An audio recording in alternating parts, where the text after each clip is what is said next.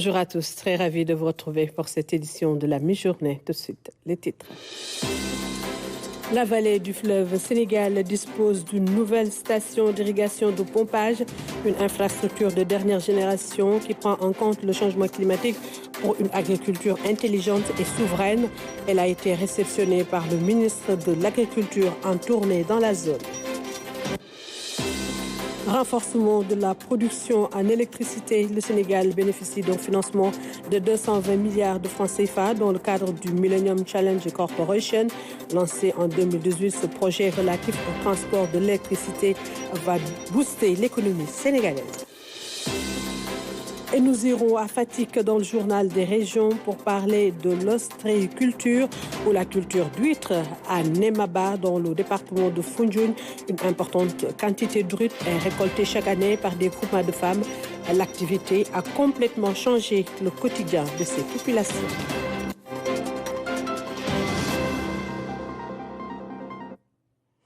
Et nous démarrons avec ce tweet du président de la République, son Excellence Bassirou Diomaye Diakhar Faye. C'est avec une profonde tristesse que j'ai appris le rappel à Dieu de son Altesse royale, la princesse Lala Latifa du Royaume du Maroc. Au nom du peuple sénégalais et en mon nom personnel, j'adresse à Sa Majesté le roi Mohamed VI, à la famille royale et au peuple marocain frère nos condoléances émues. Puisse Allah, le miséricordieux, accueillir l'illustre défunte en son paradis. Et puis, cette tournée du ministre de l'Agriculture dans la vallée du fleuve Sénégal, occasion pour le docteur Marouba Diagne de faire l'état des lieux de la chaîne de production rizicole, mais aussi d'échanger avec les acteurs sur la politique agricole de l'État du Sénégal. Compte rendu Pendembao. C'est parti pour 4 jours de visite dans la vallée du fleuve Sénégal, zone agroécologique et rizicole par excellence. Le ministre de l'Agriculture et ses services techniques ont rencontré dans la commune de Diamant un champion agricole, un capitaine d'industrie qui compte apporter sa partition à la quête de l'autosuffisance alimentaire. L'affaire est là. Point. Sénégal, il y a autosuffisance. Maintenant, à peu près 70, 80, 60. Création d'emplois, l'agriculture et l'aviculture. Je dis souvent qu'on a le droit de gagner de l'argent, mais on a le devoir de créer des emplois. Voici un Sénégalais qui est en train de démontrer que c'est bel et bien possible de nourrir les Sénégalais, c'est bel et bien possible d'atteindre l'autosuffisance alimentaire. On n'a rien à envier à ce qui se passe à l'étranger. On a vu des pivots, on a vu une agriculture moderne. Ces genres d'initiatives méritent d'être appuyés. Ainsi, le ministre lance un appel aux Sénégalais d'ici et d'ailleurs. Et je lance un appel à tous les gens qui ont des moyens. Je lance un appel à la diaspora. Venez s'associer avec des gens comme ça. Même si vous ne savez pas faire, il a montré qu'il sait faire. L'agro-industrie reste également un défi majeur pour l'État. C'est dans ce cadre qu'il a visité l'usine de tomates qui, malgré les difficultés, arrive à relever le défi. Nous avons la capacité aujourd'hui de traiter, comme nous l'avons dit, 150 000 tonnes de tomates fraîches dans l'année, donc l'équivalent de 25 000 tonnes, soit les besoins du marché local. Aujourd'hui, les principales difficultés tournent autour de la culture. L'un de nos principaux problèmes, c'est surtout la bactériose. Maintenant, ce que nous demandons à l'État, c'est essayer de nous trouver des variétés tolérantes ou même des variétés résistantes par rapport à cette maladie. L'autre problème que nous avons, c'est surtout essayer de financer les entrepreneurs que nous avons formés, 18 jeunes, qui ont leur baccalauréat, leur licence, leur maîtrise. Et ces jeunes-là peuvent bénéficier de serre, ce qui va leur permettre d'être des entrepreneurs et de nous aider à surtout respecter le calendrier culturel. Voici une opportunité de créer des emplois. Si on nous dit que l'usine a une capacité de faire entre 125 000 et 150 000 tonnes. Aujourd'hui, ça fait seulement 25 000 tonnes. Et que le challenge, peut-être, c'est cette maladie-là, mais les techniciens nous ont donné les éléments de réponse pour résoudre ce problème. Moi, je crois que parmi les coopératives agricoles communales que l'on va créer, où ces techniciens-là vont travailler sous des serres pour apporter les semences. Cette tournée économique l'a aussi menée pour le premier jour dans le casier de débit Tiguet, un casier modèle qui assure la double culture avec plus de 900 hectares pour cette campagne 2024. Le secteur maritime sénégalais s'enrichit de 2 nouvelles conventions collectives. Elles portent sur l'exploitation des hydrocarbures et la pêche. Les négociations ont été conduites par l'ANAM. La cérémonie de signature a été présidée par Dr Fatou Diouf, ministre des Pêches et des Infrastructures maritimes et portuaires, Lamine Fall et Habibou Mbaye. Un nouveau contrat social pour jeter les bases d'une marine marchande sénégalaise moderne et compétitive.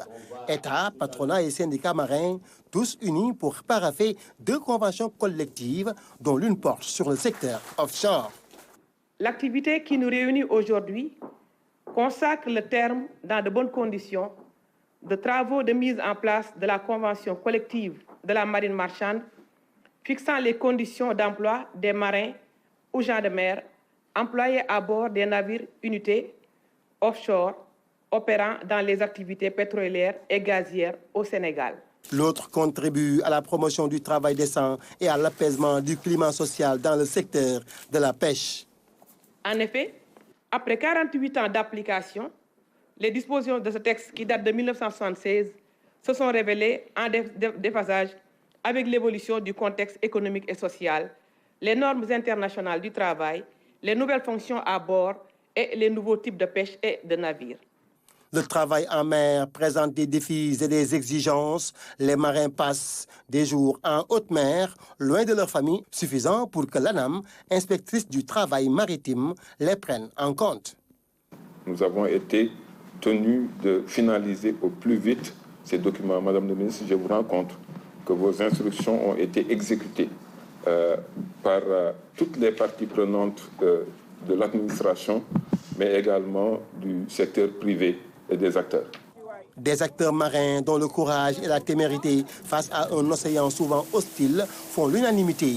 Ces accords sont appelés à améliorer sensiblement leurs conditions de vie et de travail.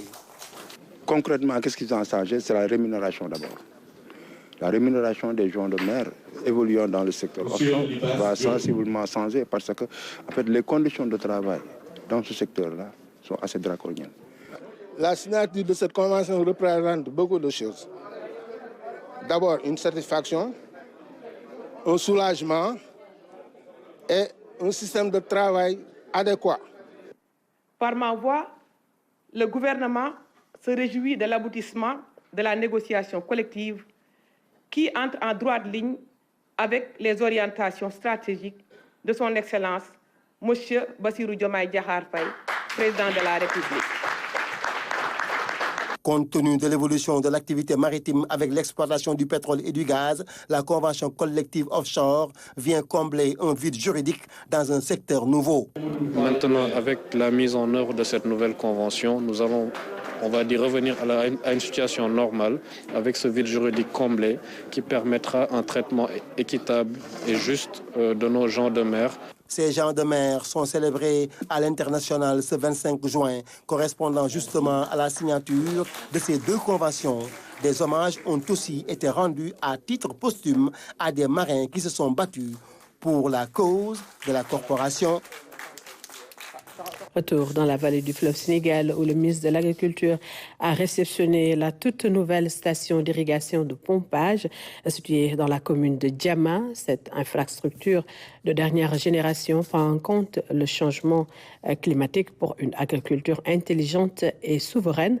Le projet est financé par le Fonds du Qatar pour le développement et mis en œuvre par l'Institut mondial de la croissance verte. Nous retrouvons Pendambauer. Cette toute nouvelle station d'irrigation solarisée de dernière génération s'inscrit dans le cadre du projet d'irrigation solaire et d'agriculture intelligente face au climat dans la vallée du fleuve Sénégal. Cette phase pilote est une étape importante dans la prise en compte de l'énergie verte dans l'accélération des investissements pour une transition rapide vers la souveraineté alimentaire. Notre mission en tant que DDDI, nous comprenons l'importance du changement climatique dans la zone. Notre vision, c'est de vous accompagner, de vous aider à atteindre les objectifs de la double culture. Cette double culture et la riziculture peuvent développer le Sénégal. Notre objectif global, à part le changement climatique, l'accompagnement et l'accès au financement au niveau de la banque, c'est de vous faire savoir que nous sommes entièrement en phase avec vous. The Solar Power Irrigation for Climate Smart Agriculture Project is a landmark. L'énergie solaire nous permet de mieux réussir nos projets agricoles, révolutionne les pratiques agricoles et met en valeur les exploitations agricoles irriguées avec d'énormes potentiels en énergie. Connected pumping station. We collectively aim to significantly reduce the dependency of price. Nous pouvons collectivement et significativement réduire la dépendance à l'énergie fossile. Ce projet aura une grande valeur ajoutée dans les grands projets adossés à l'énergie renouvelable et va améliorer les pratiques agricoles. Enhance productivity, improve livelihood, and protect our environment. Une infrastructure qui épouse parfaitement la vision de l'État dans la recherche de solutions durables pour l'irrigation dans la vallée. Et à travers ce projet, nous cherchons à améliorer l'efficacité de l'utilisation des ressources en eau, augmenter la productivité agricole qui contribue à assurer la sécurité alimentaire et à s'adapter au changement climatique. En tout cas, cela nous permet ainsi de concrétiser la vision de notre gouvernement, en général de mon département en particulier, dans cette zone qui prouve et qui démontre les menaces climatiques sont une menace réelle. C'est fort de tous ces enjeux et efforts que notre gouvernement, à travers M'Envoie, remercie chaleureusement les fonds du Qatar pour le développement et les GGGI pour cet accompagnement qui va permettre de réaliser 12 centres solaires et nous permettre de générer 1173,4 kW et va impacter 8600 hectares. Financé à hauteur de 1,5 million de dollars américains par le Fonds du Qatar pour le développement et mis en œuvre par DJI, l'Institut mondial pour la croissance verte, ce projet va à terme générer encore plus d'emplois et d'opportunités économiques pour les petits exploitants agricoles de la vallée du fleuve Sénégal. Ils seront au total plus de 13 000 bénéficiaires de 170 organisations de producteurs, dont 4 379 femmes. Ainsi, l'eau, l'énergie, le changement climatique et l'agriculture, un ensemble au service d'une souveraineté alimentaire durable et compétitive au Sénégal. Parlons à présent du projet relatif au transport de l'électricité, un projet mis en œuvre grâce à un financement des États-Unis à travers le Millennium Challenge Corporation pour un montant de 220 milliards de francs CFA. Il vise à renforcer la production de Sénélec. Lancé en 2018, les conduites souterraines ont été posées par la Société nationale d'électricité. Pour la deuxième phase, un préalable a été respecté pour ce projet qui prend fin en 2026. Suivons ce dossier réalisé par Ibrahim Mandong. Opération fructueuse, eau boueuse, accompagnée de quelques corps étrangers. C'est le résultat final des travaux de curage entrepris à la chambre 4 de la centrale électrique de Kounou. Un travail qui se fait de Kounou n'a pas de doigt sur une distance de 30 km. Au total, 23 chambres de jonction sont concernées par cette étape.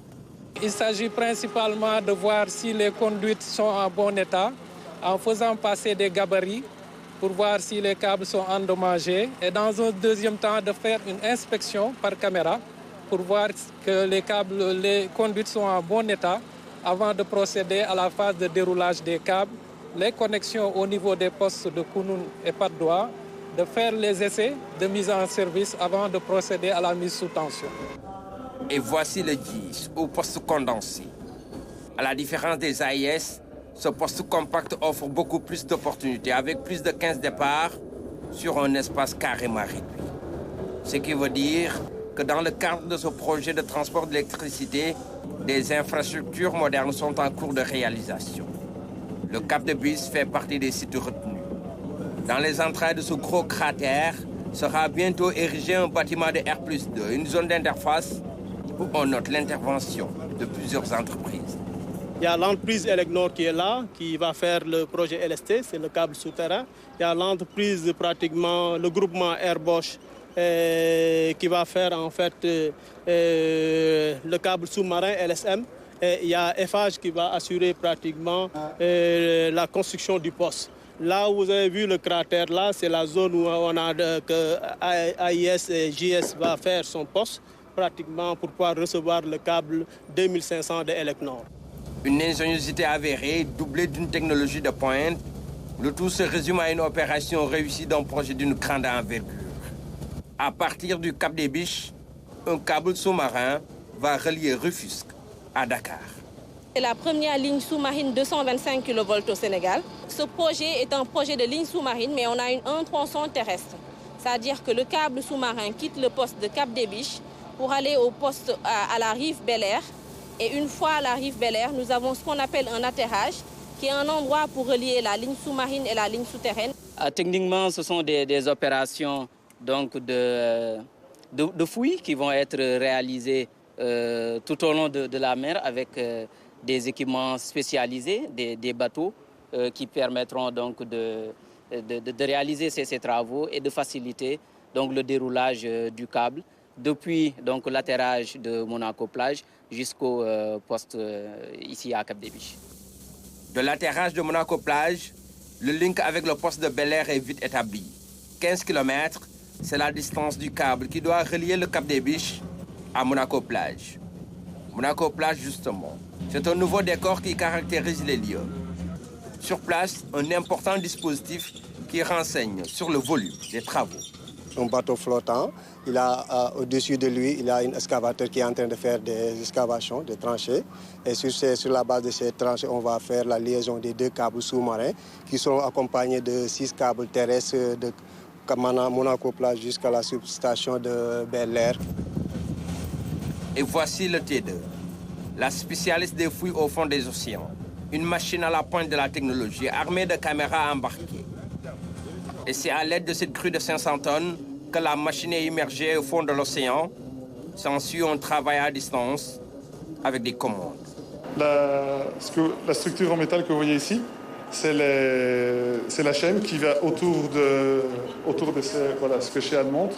Et ça va tourner. Et vous voyez qu'il y a des dents. Elles sont en dessous pour des questions de sécurité. Mais les dents vont grignoter la terre au fur et à mesure que ça avance. Des câbles hydrauliques que vous voyez ici descendent sur le bout là et ils vont derrière. C'est tout l'hydraulique, c'est tout ce qui est les commandes. Il y a 6 caméras qui sont positionnées stratégiquement pour que les opérateurs voient ce qui se passe. L'objectif est clair, renforcer la capacité de production de la Sénélec et de doper l'économie sénégalaise.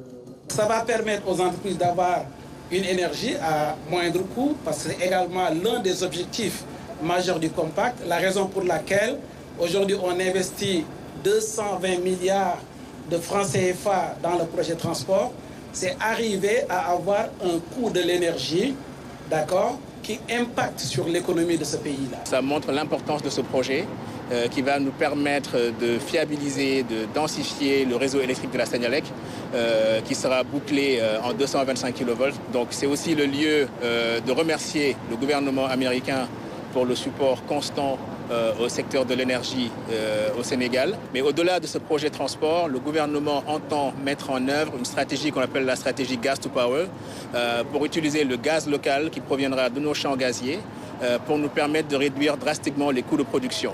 Donc combiné à ce projet transport et à la réduction des pertes, nous espérons que nous aurons un impact positif sur le prix de l'électricité dans les prochains mois. Le Sénégal Power Compact est le fruit d'un accord de don entre le gouvernement du Sénégal et le gouvernement des États-Unis d'Amérique à travers le Millennium Challenge Corporation. On a choisi l'électricité et le secteur de l'énergie avec le gouvernement du Sénégal parce qu'avec nos études, on a vu que l'électricité et le coût de l'électricité et le manque de durabilité et d'efficacité d'électricité, c'est un manque qui est un problème pour avancer la croissance économique. C'est pourquoi on a choisi d'investir 550 millions de dollars américains, plus 50 millions avec le gouvernement du Sénégal dans ce secteur. 220 milliards de francs CFA, c'est l'enveloppe dégagée par les États-Unis pour la réalisation de ce grand projet. Un projet relatif à la construction d'infrastructures de transport d'électricité. Cette visite a donc permis aux autorités américaines d'être édifiées sur l'avancée du projet. Une bonne impression, synonyme de belles perspectives pour un Compact 3. Une mission conjointe du PUDC et de la BID a effectué une visite de supervision dans les régions sud du pays. Première étape de la tournée, le village de Kaleyan, dans la commune de Niassia à Ziguinchor. Les femmes avaient bénéficié d'un moulin dans le cadre de la mise en œuvre de la deuxième phase du projet. La mission s'est ensuite rendue dans le village de Youtou pour mettre en service les centrales solaires déjà installées. Michel Mendy. Quand le ciel s'assombrit, la lumière peut jaillir désormais à Youtou. Ce village de la commune de Santhiaba-Majak dans le département du Souy est longtemps resté sans électricité. Aujourd'hui, il vient de voir un rêve se réaliser grâce au PUDC. C'est un bon geste. On apprécie vraiment le geste du PUDC et nous remercions cette action, disant que ça va nous donner des avantages, d'énormes avantages parlant. Si je parle de l'éducation, ça va faciliter le travail des enseignants qui sont là. Du moment qu'à chaque fois, s'il faut faire des copies, il faut aller jusqu'à ailleurs, au Souy, et ça pose problème. Le domaine sanitaire aussi, ça va faciliter aussi. Pour couvrir tous les quartiers du village de Youtou, le programme d'urgence de développement communautaire a installé des centrales solaires d'une capacité de 50 kW chacune. L'électricité produite permettra d'alimenter des centaines de ménages et d'impacter plus de 2000 personnes. Chaque centrale va prendre en charge 3 quartiers. La centrale que nous avons installée ici, c'est une centrale de dernière génération. Elle est équipée d'une technologie moderne. Aujourd'hui, la centrale est composée d'un champ photovoltaïque qui est couplé avec un groupe électrogène avec un stockage d'énergie. Ça permet aujourd'hui d'alimenter environ plus de 60 ou 70 ménages. En termes de population, environ 2100 personnes seront impactées par les 2 centrales que nous avons installées ici au niveau de Youtou. Ces 2 centrales solaires font partie des 16 déjà réalisées en Casamance par le PUDC et ses partenaires dans le cadre de la deuxième phase du programme. Évaluée à plus de 300 milliards de francs CFA, cette deuxième phase a permis la réalisation d'infrastructures sociales de base et l'acquisition d'équipements agricoles. C'est dans ce sens que le GIE Inabo des femmes de Kaleyan a pu bénéficier d'un moulin. Nous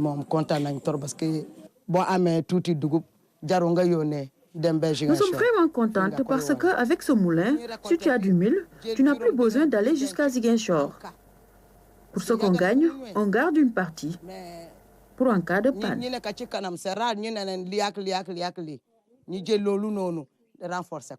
En mission de supervision dans le sud du pays, les partenaires se disent satisfaits des réalisations à Ziguinchor. Nous sommes satisfaits de la qualité des infrastructures qui ont été faites et aussi satisfaits de l'impact que le projet va apporter à la population, aussi bien des Ziguinchor et des autres villes. Donc c'est l'occasion pour vraiment remercier l'équipe PUDC qui a contribué à ça et l'équipe de la BID aussi, dont mes collègues sont derrière moi, qui ont fourni beaucoup d'efforts pour qu'on puisse atteindre ce résultat d'aujourd'hui. Il y a eu des recommandations que nous avons recueillies auprès de la population, auprès du PUDC, qui vont nous permettre d'améliorer encore le projet et éventuellement peut-être d'en tenir compte à la phase 3 du PUDC que nous sommes en train de formuler. La mission conjointe procédera à la même activité de contrôle à Sédhiou et à Kolda, après l'étape de Ziguinchor. Le syndicat national du bâtiment et des travaux publics milite pour la préférence nationale dans la commande publique. Réunis en conclave, ils ont dénoncé le faible taux qui leur est alloué. Les acteurs appellent ainsi les nouvelles autorités à corriger cette pratique. Le BTP, bâtiments et travaux publics, une des locomotives de l'économie nationale, fait face depuis des années à une concurrence étrangère qui a fini par l'étouffer. Ce qu'il faut comprendre, c'est que quand on prend le nombre de marchés en termes quantitatifs, on vous dira que les Sénégalais ont 70% en nombre. Mais par contre, ce que l'on voit, c'est que nous avons pratiquement que 30% de la valeur de ce qui est offert. Cela pose un problème parce que nous ne nous rendons pas compte, mais cette façon de faire est une faiblesse fondamentale parce que nous exportons des emplois. Les valeurs ajoutées qui devaient rester dans le pays, la plupart sortent effectivement du pays. Les prestations, les compétences, quand elles sont là, locales, il faut en faire usage exclusif. Quand elles ne sont pas là, ou quand elles sont faibles, il faut imposer des joint ventures entre le local et l'extérieur. La sous-traitance, également décriée par les entreprises sénégalaises, une méthode courante, loin de profiter à l'économie nationale. Nous voulons, au niveau de tous les secteurs d'activité, que le Sénégalais soit le pivot. C'est le message que nous voulons passer aux autorités. Nous pensons que ce message est entendu parce qu'il y a un précédent qu'ils ont eux-mêmes affirmé, disant que tout ce que les Sénégalais peuvent faire, nous ne le donnerons plus aux étrangers. Maintenant, nous voulons que cela ne soit pas un slogan, mais soit une application pratique de ce qui est nécessaire pour que le pays avance avec ses propres ressources et avec ses propres enfants. La filière nationale du BTP se caractérise par de nombreuses faiblesses, un état dont sont conscients les acteurs. Une réorganisation s'impose. L'augmentation des parts des entreprises nationales dans les marchés publics est un enjeu actuel pour lequel il convient de rechercher des modalités les plus appropriées de mise en œuvre. Elle requerra éventuellement une amélioration des textes pouvant y concourir à l'issue de concertations fructueuses entre les différentes parties prenantes. Elle passera aussi par la mise à niveau des entreprises de votre secteur et par la mise à disposition d'une main-d'œuvre qualifiée à la formation de laquelle vous devrez participer.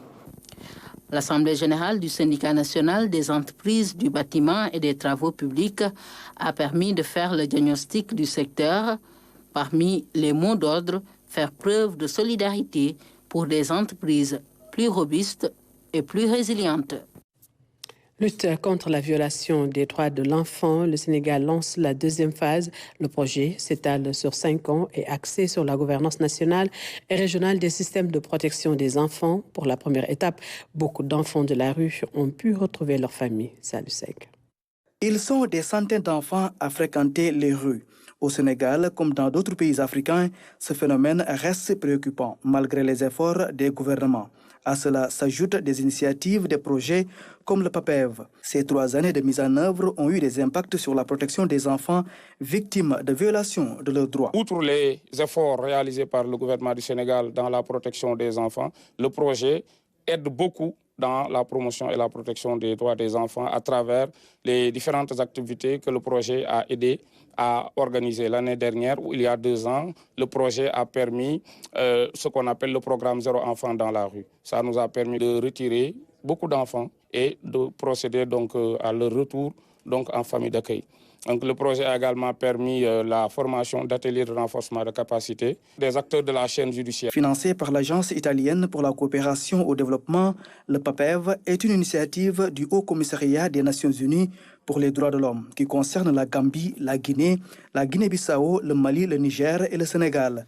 Pour la deuxième phase, l'accent sera mis sur l'amélioration de la gouvernance nationale et régionale des systèmes de protection des enfants. Notamment dans l'harmonisation des lois, dans la mise en place d'un système de protection efficace juridique, notamment l'élaboration et l'adoption de code de l'enfant au Sénégal et également la prise en charge psychosociale des enfants dans les pays bénéficiaires. Cette deuxième phase est bâtie sur les priorités qui ont été identifiées par tous les ministères des pays partenaires qui s'occupent de la protection des enfants et sur les résultats et les défis qui sont encore présents et qui viennent de la première phase du projet. Donc vraiment, c'était un travail partagé, fait ensemble avec les gouvernements, avec bien sûr l'appui de l'Haut Commissariat qui est là et qui suivra la mise en œuvre du projet. Cette réunion de planification lance ainsi les activités de la deuxième phase du projet d'appui à la protection des enfants victimes de violations de leurs droits au Sénégal. Et suite à la baisse des prix de certaines denrées de consommation, le Conseil régional de consommation de la capitale du rail s'est réuni en présence du gouverneur et des acteurs du commerce. À la fin de la rencontre, un nouveau tableau des prix des denrées a été fixé. Le sens de la responsabilité des acteurs a été salué par toutes les parties prenantes. Fatimata Banelba. La région de Thiès a tenu son conseil régional de la consommation.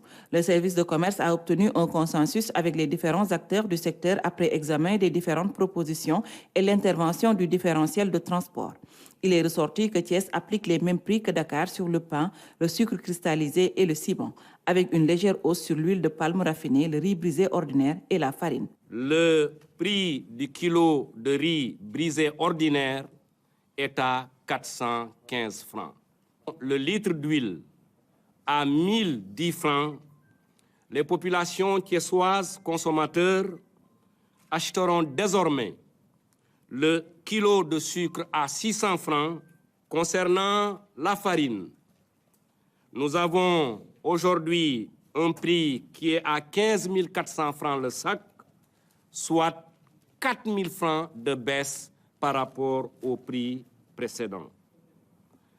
Concernant le pain, la baguette de 190 grammes à 150 francs, ce qui acte une baisse de 25 francs par baguette de pain. Et enfin, pour le ciment, j'ai le plaisir d'annoncer qu'à compter de ce jour, la tonne sera achetée à 72 000 francs. Le sens des responsabilités des acteurs du commerce a été salué par le gouverneur de la région de Thiès et le chef de service du commerce. Je recueille aussi avec beaucoup de satisfaction les félicitations provenues des acteurs du commerce à l'endroit des hautes autorités de notre pays qui ont consenti un effort de 53 milliards de francs de renonciation de taxes et d'impôts afin qu'on puisse arriver à cette baisse considérable des prix.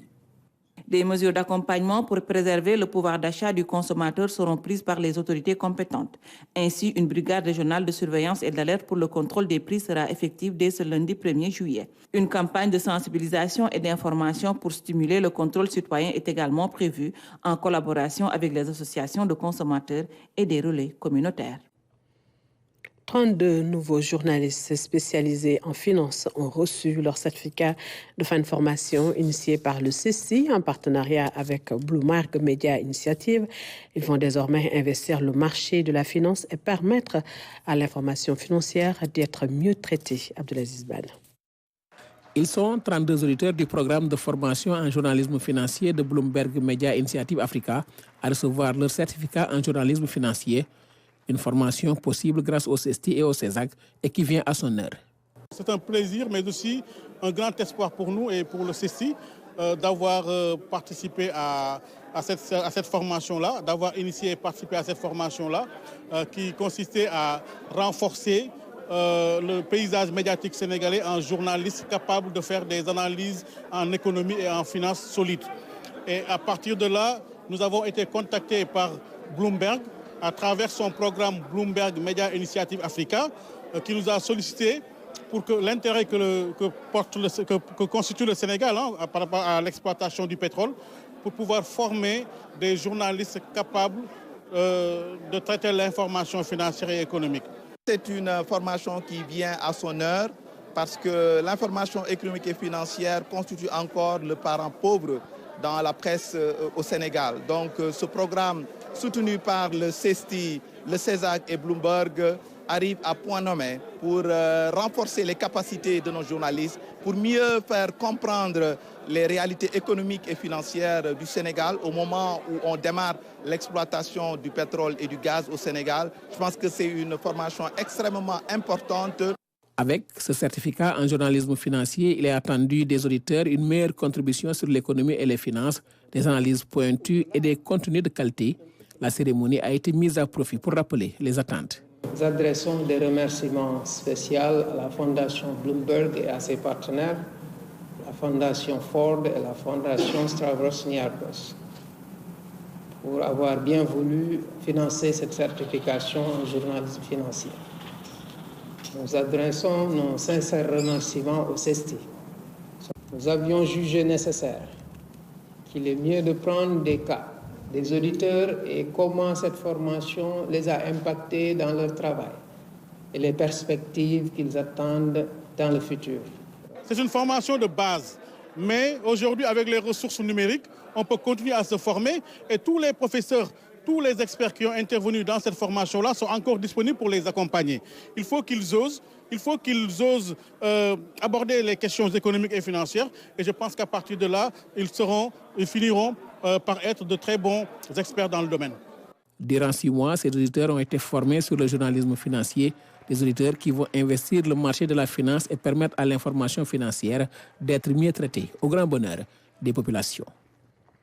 Et sur l'international, les Français sont appelés aux urnes ce dimanche pour des législatives à haut risque pour la majorité présidentielle. Après une débâcle aux européennes, Macron tente de reprendre la main et de stopper la montée des extrêmes. Les derniers sondages ne lui sont pas favorables. Attention au virage serré à droite. C'est une chronique signée Oumar Diaw. Dimanche, le sort de la France sera entre les mains de ses électeurs pour un premier tour. La campagne express des législatives s'est achevée. Les instituts de sondage ont publié leurs ultimes bulletins qui tous présentent un trait commun, l'oriflamme du Rassemblement national qui flotte au-dessus de toutes les autres formations politiques d'une France qui semble prendre le virage à droite. Cette direction n'est plus un sens interdit et devient une grande possibilité. Les Européennes en sont la preuve immédiate. Et d'ailleurs, cette Bérésina, allégorie à la défaite napoléonienne en 1812 en Russie, a été le déclencheur de la dissolution de l'Assemblée nationale par Emmanuel Macron. Dans quelques heures, les urnes vont dévoiler leurs secrets exprimés dans un isoloir. En attendant, les sondages, les tout derniers, font chorus. Ils disent tous à peu près la même chose. Le RN sort en tête avec plus de 36%, soit plus du double du score de 2022. Le nouveau Front populaire s'adjugera l'argent avec 28%, soit 3 points de progression par rapport au repère de 2022. Et la majorité présidentielle graviterait seulement autour de 20%, soit un recul de 6 points. Les projections statistiques confirment la dynamique en faveur de l'extrême droite de Jordan Bardella. Le Rassemblement national est crédité de 269 sièges en moyenne, soit plus du triple de l'actuel groupe RN à l'Assemblée. Ces intentions dessinent la perspective d'une recomposition majeure du paysage politique français, avec de lourdes conséquences sur la gouvernance du pays de Marianne, la vie sociale, le code de la nationalité et la politique migratoire. En cela, ce qui se joue en ce moment en France intéresse l'Afrique dans ses parties subsahariennes et maghrébines. Si Bardella, qui a du sang kabyle en tant que Premier ministre, s'installe à Matignon, il fanfaronnera dans une cohabitation heurtée avec Macron. La France des Lumières pourrait alors vite se retrouver dans un crépuscule ténébreux. Mais ça, ce sera dans le regard des autres, pas de ceux qui ont fait le choix du virage très serré à droite. Et je vous fais une relecture de ce tweet du président de la République, son Excellence le président Bassirou Diomaye Diakhar Faye. C'est avec une profonde tristesse que j'ai appris le rappel à Dieu de son Altesse royale, la princesse Lalla Latifa du Royaume du Maroc. Au nom du peuple sénégalais et en mon nom personnel, j'adresse à Sa Majesté le roi Mohamed VI, à la famille royale et au peuple marocain frère nos condoléances émues. Puisse Allah, le miséricordieux, accueillir l'illustre défunte à son paradis. Et place à présent au journal des régions.